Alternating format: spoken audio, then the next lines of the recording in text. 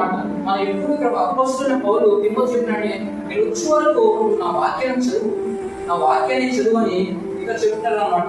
ఎందుకు ఆ వాక్యం చదువుతుంటే వాక్యం వల్ల వచ్చి ఉపయోగాలంటే జ్ఞానం, వాక్యం జ్ఞానం వస్తుంది, మనకి మంచి ఆరోగ్యం వస్తుంది. మనం వాక్యం చదవడం వల్ల జ్ఞానంతో మనం చాలా లోకాన్ని చాలా ఎదుర్కోవాల్సిన మనం దేవుడు సేవ వాక్యం చదవడం వల్ల గొప్ప జ్ఞానం వస్తుంది. ఆ జ్ఞానం మనం ఎక్కడ కొనలేము, అది ఎక్కడ మనము కొనలేము. ఆ జ్ఞానం ఎలా వస్తుంది? వాక్యం చదవడం వల్ల. సొలొమోను మహారాజుకి నీకేం కావాలంటే నాకు ఆస్తి అంతస్తులు వెండి బంగారాలు ఐశ్వర్యాలు ఏమనక తను ఏమంటాడంటే నాకు జ్ఞానమే కావాలని అడిగాడు. ఆ జ్ఞానం ఎందుకంటే మన లోకంలో జ్ఞానం చాలా అవసరం. నేటి సేవకుడుగా నువ్వు బయటికి బోధించాలంటే ఏ విధంగా జ్ఞానంతోనే నువ్వు బోధించాలి. ఒక జ్ఞానం మనకి చాలా అవసరం అనమాట. ఇక ఎఫెసీ సంఘంలో తిమోతి వాక్యం చదవాలని చెప్తున్నాడు పౌలుకి. తిమోతి చెప్తాను ఇక్కడ ఎఫెసీ సంఘంలో వాక్యం చదవాలి అంటే సంఘం కాదు, వ్యక్తిగత జీవితంలో కూడా మనం వాక్యం చదవాలి.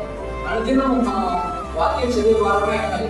వాక్యము ఎలా ఉపయోగపడుతుందంటే నీ వ్యక్తిగత జీవితంలో అనేక మంది వస్తారు. నువ్వు సంఘంలో బోధించినప్పుడు నీ యొక్క వాక్యం చెప్పినప్పుడు వాక్యం ద్వారా బోధించడం, నువ్వు వాక్యం ద్వారా చెప్పాలి.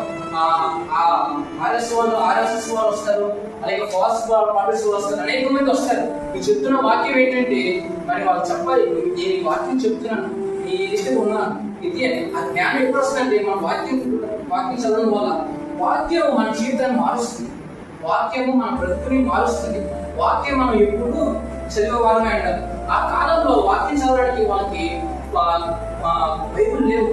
ఒక సమయంలో వాళ్ళు చదవడం బైబిల్ లేవు. అప్పుడు వాళ్ళు ఏం చేస్తారంటే కోరా అంటే మోషే రాసిన కొన్ని పుస్తకాలు, కొన్ని పుస్తకాలు వాళ్ళు ఆ రీతిగా చదువుతున్నారు. అవి ఎలా ఉన్నాయంటే జంతువుల చర్మాల మీద రాయబడి ఉండేవి, అలాగే ప్రార్థన మీద రాయబడి ఆ రీతిగా వాళ్ళు చదివారు. కానీ నేటికి మనకి బైబిల్ వస్తే మనం బైబిల్ తీయము, మనకి అవసరం వచ్చిన సరే మనం బైబిల్ తీయము. మనం ఎప్పుడు చేస్తామని బైబిల్ మందిరానికి వచ్చినప్పుడు అంతే తప్ప విడిగా మనం బైబిల్ తీయము.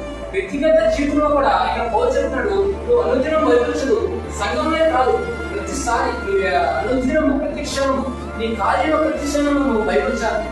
బైబిల్ దైవ సేవకుడిగా నీకు జ్ఞానం కావాలంటే బైబిల్ ద్వారా వస్తుంది, వాక్యం చదవడం వస్తుంది. మన జ్ఞానం ఎక్కడ కొనుక్కోలేము, ఎక్కడ మనము జ్ఞానం కొనుక్కోలేము. ఆ జ్ఞానం ఎక్కడ వస్తుందంటే మనకి వాక్యం చదవడం ద్వారానే వస్తుంది.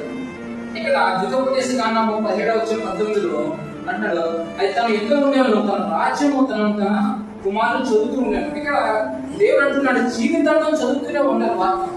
ఒక రోజు కాదు, 2 రోజులు కాదు, 3 రోజులు కాదు, అదే మనకు గుర్తొచ్చినప్పుడు కాదు, జీవితాంతము మన వాక్యము చదువుతూనే ఉండాలి. ఎందుకంటే అది మనకు జ్ఞానం ఇస్తుంది. ఒకవేళ వాక్యం చదవకపోతే మనం ఏ రీతి కొట్టామంటే అజ్ఞానం వల్లే మనం మిగిలిపోతాం. ఎలా మిగిలిపోతాం? జ్ఞానం లేని వారికి మిగిలిపోతాం. ఈ లోకంలో చాలా మంది జ్ఞానం లేకపోతారు, ఎందుకంటే బైబిల్ చదవక. బైబిల్ చదివిన వారు ఎవరు ఎప్పుడు తప్పులు చాలా పారిపోతారు. ఎందుకంటే దేవుడు యొక్క జ్ఞానం తెలిసిన వారు పాపానికి చాలా దూరంగా ఉంటారు. బైబిల్ చదివిన వారు పాపానికి చాలా దూరంగా ఉంటారు. మనం దేవుడి జ్ఞానం బట్టి బైబిల్ చదివితే మన లోకాన్ని ఎలా చేయించాలి, లోకంలో ఉన్న వాళ్ళని మనం ఎలా చేయించాలి, వాక్య జ్ఞానంతో మనము చేయించవచ్చు. ఇక్కడ కీర్తనలో 119:50 ఈ వాక్యం నన్ను బ్రతికించను, బాధలు నాకు నెమ్మది కలిగించను. ఈ వాక్యం చాలా అందుకునండి, చాలా ఇష్టం. ఎందుకంటే దేవుడు వాక్యం నాకు బ్రతికిస్తుంది. ఆయన యొక్క నామం ఉన్నతమైన నామం, ఆయన నామం కూడా వాక్యం.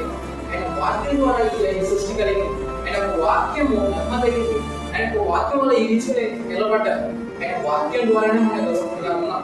ఆయన వాక్యము అన్నింటిగా ఉత్తమమైనది. ఆద్యంలో వాక్యం ఉంది అంటే ఎప్పటి నుంచో వాక్యం ఉంది. వాక్యం ఎప్పుడు కానీ జ్ఞానం మనకు కావాలి. ఆ జ్ఞానం ఎప్పుడు వస్తుందంటే వాక్యం చదివినప్పుడు మాత్రమే మనకు వస్తుంది. ఏంటి దైవ సేవకుడుగా మనకు కావాల్సినట్టు మొదటిగా మనం వాక్యం చదవడం. అలాగే దేవుడు సేవకుడుగా మనము సేవ కోసం సిద్ధపడుతున్నప్పుడు మనకు ముఖ్యంగా ఏం కావాలంటే వాక్యం చదవడం, దేవుడి జ్ఞానము మనకు కావాలి. దేవుడి సేవకు బాధ్యత వాక్యం చదవడమే కాదు, మరొక బాధ్యతలు ఉన్నాయి. ఆ బాధ్యత ఏంటంటే వాక్యం ద్వారా మనము హెచ్చరించడం, వాక్యం ద్వారా మనము హెచ్చరించడం. దేవుని సేవ బాధ్యత రెండోది హెచ్చరించడం. ఇక్కడ దేవుడు పౌలుతో ఇక్కడ తిమోతికి అంటున్నాడు, నేను ఇతరుల ద్వారా హెచ్చరించాలి, మనము ఇతరులకి హెచ్చరించాలని ఇక్కడ